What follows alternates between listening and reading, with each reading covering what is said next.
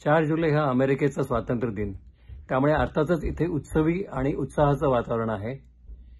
American अध्यक्षीय निवडणुकीच्या पार्श्वभूमीवर अमेरिकन लोकशाहीचं भवितव्य पणास लागलेलं असतानाच्या वातावरणामध्ये हा उत्सव होत आहे. पण तसं बरे उत्साहामध्ये कमतरता नाही. वॉशिंग्टन डीसीमधील कॉन्स्टिट्यूशन अॅव्हेन्यूमध्ये होणारी मैलभर लांबीची परेड इथे पाहण्यासारखी असते. आपल्याकडे प्रजासत्ताक दिनाच्या वेळा जसे चित्ररथ असतात तसेच चित्ररथ इथे दिसतात. याच्यामध्ये मिलिटरीचे, निमलष्करी दलाचे बँड्स असतात, त्यांचे संचलन पथकं असतात. इतकंच नव्हे तर अनेक संस्था संघटना देखील याच्यामध्ये सहभागी होतात. अमेरिका हा मेल्टिंग पॉट आहे. त्यामुळे मी इथे अनेक देशाचे, धर्माचे, वंशाचे असे लोक आणि त्यांच्या संस्था संघटना यात सहभागी झाल्याचं बघितलं. चायनीज अमेरिकन असोसिएशनचं जसं एक संचलन मी बघितलं तसंच शीख संघटनेचं देखील एक संचलन इथे पाहायला मिळालं. या निमित्ताने इतरही अनेक कार्यक्रम वॉशिंग्टन डीसीमध्ये होत असतात. त्यातही फायरवर्क संध्याकाळचं हे फार महत्वाचं असतं आणि अमेरिकेमध्ये जवळजवळ 14,000 ठिकाणी फायरवर्क होत असतं. त्यापैकी वॉशिंग्टन डीसी आणि न्यूयॉर्कमधलं फायरवर्क हे अधिक महत्वाचं मानलं जातं. त्यासाठी लोक फार मोठ्या संख्येने उपस्थित असतात. फायरवर्क बरोबर तिथे बार्बेक्यू होतात, पिकनिकचे कार्यक्रम होतात, फॅमिली रियुनियनसाठी लोक प्रवास करत असतात. इतकंच नव्हे तर डिक्लेरेशन ऑफ इंडिपेंडन्सचं जाहीर वाचन पण केलं जातं. स्वातंत्र्य दिनाची ही एक मोठी आठवण आहे. या निमित्ताने अमेरिकेच्या जन्माचा इतिहास थोडक्यात समजून घेतला पाहिजे.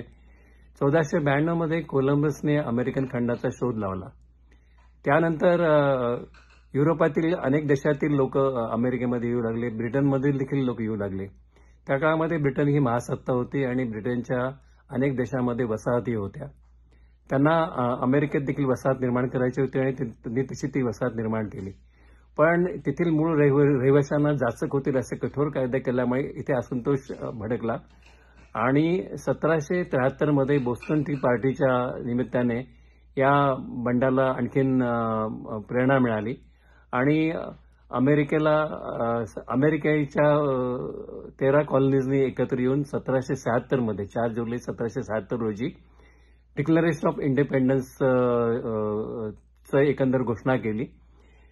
हा जो जाहीरनामा आहे स्वातंत्र्याचा तो सदाशिव ब्रिटननी मान्य केला नाही. त्यासाठी अमेरिकेला सशस्त्र संघर्ष करावा लागला. अमेरिकेचे पहिले जे अध्यक्ष होते जॉर्ज वॉशिंग्टन, त्यांनी हा सशस्त्र संघर्ष केला.